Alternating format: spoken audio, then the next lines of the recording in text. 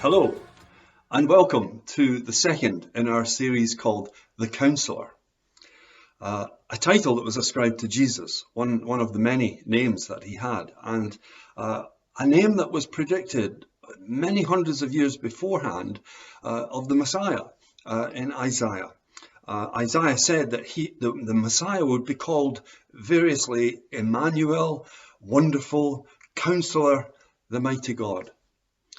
So just one of the amazing aspects of Jesus is that he is a wonderful counsellor. Counselling, as we learned last week from Fiona, is asking the right questions at the right time that dig into our deepest needs and revealing us the solutions, usually. And that first question that she pointed to last week was, do you believe I can do this? Which was asked of two guys who had been blind for goodness knows how long, and they were desperate for Jesus to help them, absolutely desperate. And they were pursuing Jesus and crying out to him, would you help us? And eventually Jesus turned to them and asked them this question, do you believe I can do this? So there is something required in us in terms of a response. But these guys said, yes, we know that you can do this. And they were indeed miraculously healed that day. The second question is one that was asked of a man who had been paralyzed for a very long time. And he was trying to be healed at this pool. So we'll read that story in a minute. But the thing about Jesus' questions is that they are so specific to the situation. They are so personalized to the individual whose need is in front of him. And they are particularly revealing. So may I turn to that story right now that's recorded in John's Gospel, chapter 5, at the very beginning. We'll read the first 6 verses to start with. And it's of this, the tale of this guy, the account of this guy who was desperate to get well. And John records it like this. Sometime later, Jesus went up to Jerusalem for a feast of the Jews. Now there is in Jerusalem, near the sheep gate, a pool, which in Aramaic is called Bethesda, and which is surrounded by 5 covered colonnades. Here a great number of disabled people used to lie, the blind, the lame, the paralyzed. One who was there had been an invalid for 38 years. When Jesus saw him lying there and learned that he had been in this condition for a long time, he asked him, do you want to get well? First reading, you might think, oh, that's an absurd question. Of course, he wants to get well. Why are you asking him that? Because he's there. This pool, a familiar thing even in our culture, is it not? That we have lots of places around, we call them spas probably these days, where the waters are meant to have healing properties. And in fact, there's that famous one in Lourdes, where miraculous things are meant to have happened over the centuries. So this was one of those pools, probably a spring. We know that the pool was where John says it is because archaeologists have uncovered this colonnaded pool area in the northern quarter of Jerusalem. So this is a factual account of what's happening here. And these people were gathering at the side of this pool, and this guy was one of those.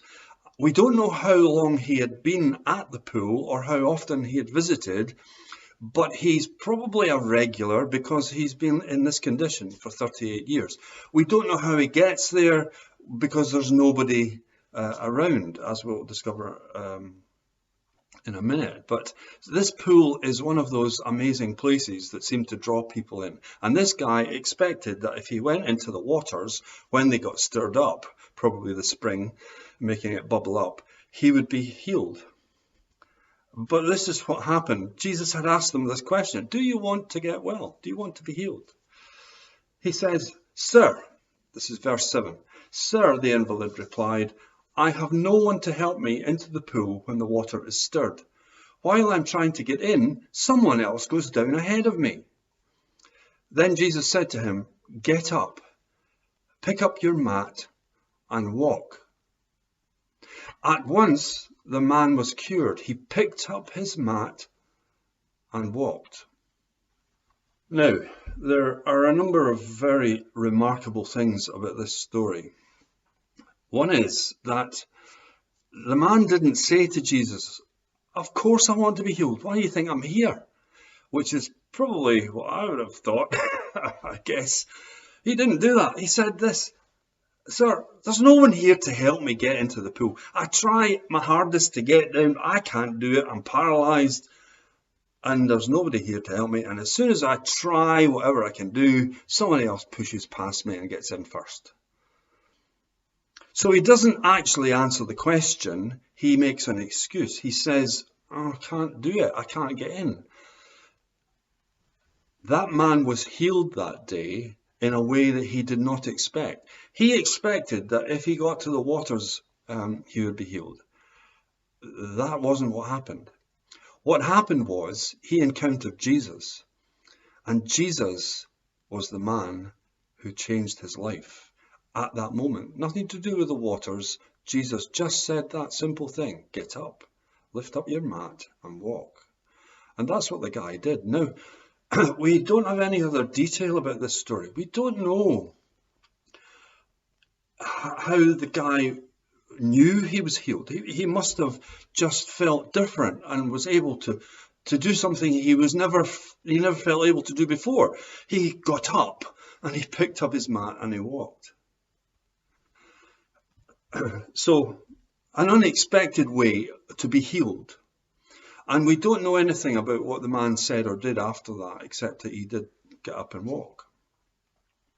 As it turned out, the Pharisees, the religious leaders, were about, and they were very upset about this because, you see, it was a Sabbath day, and picking up a mat and walking with it constituted work, which broke a Pharisaic law. Now, Jesus didn't deal with that at that moment in time. He dealt with those things in other places. But that's how annoyed the Pharisees were about this, because this was a Sabbath day, and that was the kind of thing that drove them to want to kill Jesus. He was breaking their rules. Now, as it happens, the biblical rule, first rule, God's rule, didn't have that kind of detail. It wanted people to be free from their traditional labour, their actual work for a day. It had nothing to do with these silly rules that were added on later. Anyway, that's a different kind of thing. However, it is important because the Pharisees chased the guy and wanted to know who healed him. They must have known him. He'd been around for all these years. And they asked him, "Who healed you? How did you get this? How did this happen to you?" And the man had no idea who it was. He had no idea who Jesus was. He just knew he was cured. Interesting, eh? Anyway, later, Jesus actually bumped into the chap in the temple. And he said to him then, he said, "You should not sin anymore. Don't sin anymore, or you'll end up worse than you were." In those days, of course, they had this real strong connection between sin and illness or disability. And they reckoned that if you were sinful, you would become ill, or that if you were ill, you had done something bad. Now, nowadays, we know that that's not necessarily the case, although sometimes our sinfulness does get us into physical and mental disabilities. But in those days, it was a really strong thing. So he was telling that guy, sort yourself out, or you'll end up worse than you were. So that was the only other encounter, but it meant that the guy then knew who he was, and he went and told the Pharisees that was Jesus that did this for me, and that's where they started marking Jesus' card. Anyway, this guy was healed that day unexpectedly. He didn't ask for it, and that's an unusual healing. And there are all sorts of real problems for us as Christians, and for people who are not Christian, asking these questions too, about how come all this prayer goes up and I didn't get healed, or so-and-so isn't healed. There are all sorts of difficulties around whether a person is healed or not. And I can promise you this, I cannot answer any of that stuff. All I can say is that on that day, Jesus didn't heal all the other people at the pool. He healed that man, and he healed lots of other people, and he did that in usually personalized situations. He didn't heal everybody. Because healing in the physical sense is a grace that God imparts on us when he sees it fit for that to be the case. There are always purposes in Jesus' healings. We don't always know what they are, but sometimes we get clues. And one of the clues in this healing is the response of the Pharisees and the Sabbath breaking rule, which crops up again in another healing story in another gospel. So Jesus was able to identify who he was through these healings, and he caused conversations that would identify more strongly who he was. So there are purposes in this, but I can't get into why some people are cured and some people are not, because I am not God. God knows why. I cannot tell you.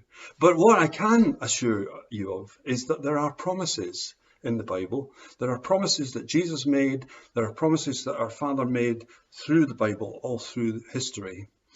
And all believers, this is a promise of God, all believers will one day be healed. It's called the resurrection day. It's that day when God calls a halt to things and renews everything. That day, there will be no more pain. There will be no more sickness. There will be healing for everyone who is a believer. But it's not now. Healing may come for some in a physical, unexpected way, but healing will always come in unexpected ways if we ask for it. So that's what I want to focus on today. I want to ask the question of ourselves, do we want to get well? In all of our lives, there are some issues, there are some things that are deep-seated, possibly long and lingering difficulties that we've had that pursue us through our lives and cast shadows over our past. Some of them may be very deep indeed. Some of them may be dark and difficult. Some of them may be things like alcoholism, addiction of some other sort, financial problems that are so deep-rooted that you can't see no way out, relationship difficulties that are intransigent and insoluble according to our own imagination. So do we want to get well is a question that Jesus may be asking you today. It's not a question for everybody. So if it doesn't mean anything to you, it's probably not the question for you today. But for some of us, it may be the very question that we need to be asked. Do you want to get well? Because the only route to real healing in our person, in our soul, in our inmost being, is through our Heavenly Father. And if we take all of our concerns and all of our deepest anxieties, like those two blind guys who cried out to Jesus with desperation, with every fibre of their being, if we do that, then Jesus will hear us, and healing will come in some form.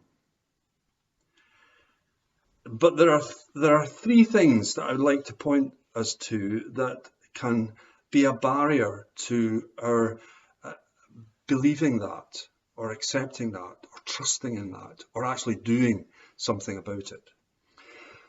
You see, the longer a problem exists in our lives, the longer it is there, the more we can be discouraged by it. And when we're discouraged, we are easily led to give up trying. It's never going to happen for me.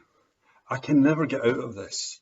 I'm just, no matter what I do, I just can't get anywhere with this. Nothing's happening. Also, the longer we live with an issue, with a problem, the more excuses we can make. Remember the guy at the pool? When Jesus asked him, do you want to get well? He didn't say yes. He said, oh, every time, there's nobody here to help me. And every time I try to get there, somebody pushes in front of me and I'm just, So he's become discouraged, but he's making excuses now. He can't find a way to help himself. And the third thing about this lingering thing that we may be living with is that the longer it exists, the more we compensate for it. And when you compensate for something, you start not to notice it. You do other things to get round it, and you may find that you've hidden it somewhere and it's kind of out of sight, out of mind.